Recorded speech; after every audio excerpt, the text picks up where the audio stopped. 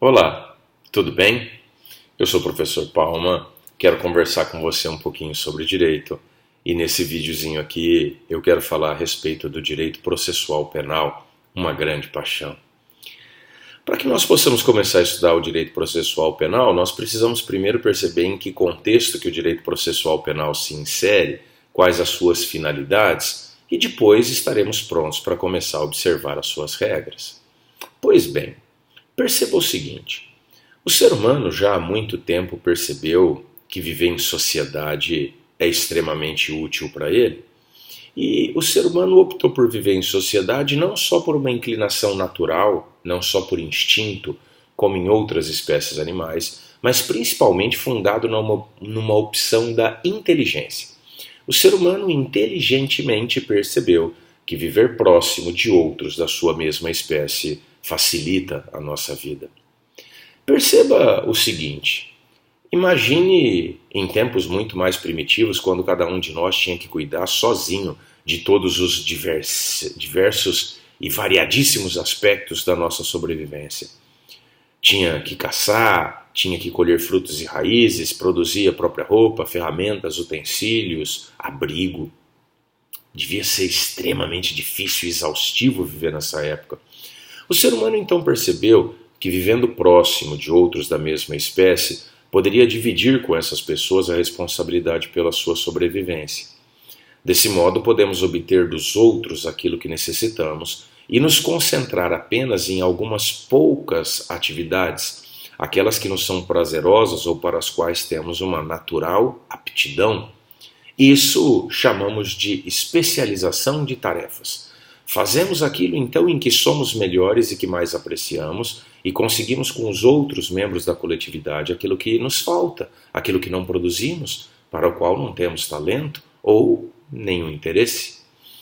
Hoje, por exemplo, ao levantarmos, provavelmente todos comemos um pãozinho de um trigo que nunca vimos e não cultivamos, com ovos cujas galinhas não fomos nós que cuidamos, que alimentamos, nem fomos nós que recolhemos esses ovos. No almoço, nos satisfazemos com um suculento bife de um boi que nunca vimos, não fomos nós que criamos. Vestimos roupas que não fomos nós que costuramos, de tecidos que não fomos nós que fabricamos. Vivemos em casas que não fomos nós que edificamos. Tomamos remédios quando adoecemos que não fomos nós que desenvolvemos ou fabricamos. Vamos ao supermercado, à farmácia, e nem fomos nós que empacotamos as coisas que lá estão ou que colocamos nas gôndolas do mercado. Não. Então veja, a vida de cada um de nós depende da vida de outras pessoas que não conhecemos e que muito provavelmente jamais iremos conhecer. Não é? Nós não conhecemos o padeiro que fez o pãozinho, nem o sujeito que foi ordenhar a vaca, ou mesmo aquele que pasteurizou o leite e colocou dentro da caixinha longa-vida para que pudéssemos apanhar no mercado. Não é? A vida de cada um de nós depende da vida de outras pessoas com as quais convivemos e que nem conhecemos. Viver em sociedade, então, o ser humano percebeu, é algo que para ele é muito útil, e o ser humano age sempre motivado por um interesse. O ser humano não faz nada só por fazer, ele tem sempre um interesse que o move. Então, vivendo em sociedade, atendemos a esse interesse de sobrevivência, de facilidade, de conforto, de menor esforço para podermos continuar existindo e nos satisfazendo. Mas viver em sociedade gera também um perigoso subproduto, e os subprodutos são os conflitos. Os conflitos surgem a partir do momento em que não estamos só. Com o pai, com a mãe em casa, com os irmãos, com os parentes, surgem conflitos. Com outras pessoas que nem conhecemos, surgem conflitos. E estes conflitos precisam ser solucionados sob pena da sociedade destruir-se, aniquilar-se. A sociedade precisa de estabilidade e segurança, nós precisamos solucionar esses conflitos para que a sociedade não se aniquile. Desenvolvemos uma técnica para tentar evitar os conflitos, que é a criação de normas. Através da edição de normas, podemos estabelecer o que é permitido, o que é proibido, as regras para se realizar determinada conduta. E isso é muito bom e útil. E, de fato, se todos obedecessem às regras, praticamente não teríamos conflitos, talvez. Mas veja, nem todos obedecem. Existem sempre aqueles de espírito mais resistente que gostam de transgredir, de desobedecer às regras. E ainda há um outro problema. Mesmo que todos as obedecessem, conflitos ainda assim surgiriam e existiriam. Por quê? Porque as regras são criadas pela inteligência do legislador, a sua capacidade imaginativa, né? Mas o legislador tem uma capacidade limitada. Nem sempre o legislador consegue antever, prever com antecedência quais as condutas que poderão gerar conflitos em sociedade, a fim de discipliná-las através da edição de normas. Frequentemente, portanto, surgem conflitos que o legislador ainda não havia conseguido antecipar. Alguns anos atrás, por exemplo, quem ia pensar que haveriam crimes praticados pela internet, sendo que ninguém nem imaginava o que era internet ou que ela um dia existiria?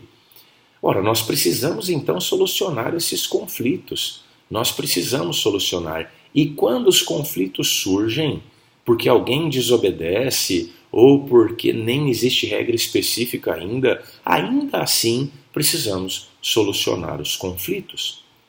Pois bem, percebemos então que as regras de direito exigem desde o momento primeiro em que surgiram as comunidades humanas, que o ser humano surgiu, o societa ibi jus, onde existe a sociedade, existe o direito, e de lá para cá ele vem evidentemente se aperfeiçoando.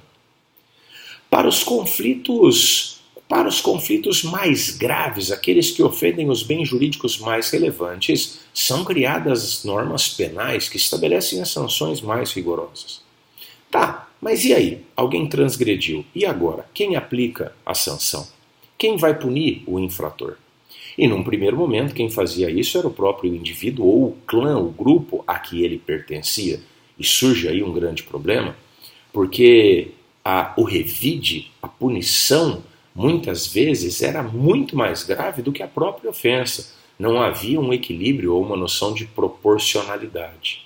Nesse sentido, quando chega Hammurabi, Italião, né, olho por olho, dente por dente, isso hoje é absurdo, mas na época era uma evolução, porque estabelecia um conceito de proporcionalidade. A resposta não pode ser mais grave do que a própria ofensa, não é? Veja, ao longo dos tempos e com muita dificuldade, com muito esforço, chega o momento em que o Estado, criação intelectual do ser humano, assume para si, estabelece, então, o monopólio da produção de justiça. Em determinado momento, o Estado, construção intelectual do ser humano, a quem encarregamos de promover o bem comum, estabelece o monopólio da produção de justiça e passa então a assumir a obrigação de produzir justiça. O dever de produzir justiça lhe compete. O Estado, inclusive nesse momento, proíbe os indivíduos, os seus súditos, de fazerem justiça com as próprias mãos. Isso hoje está tipificado como crime, exercício arbitrário das próprias razões. Quando somos ofendidos, então, precisamos levar ao Estado essa demanda, e ele, através dos seus órgãos e agentes, é que se encarregará de punir o agente criminoso. Vão começar a surgir aí as regras processuais, tá bom? Pensa nisso, logo logo eu volto com outro vídeo para explicar a finalidade do processo penal, tá bom? Valeu, até mais, beijo no coração.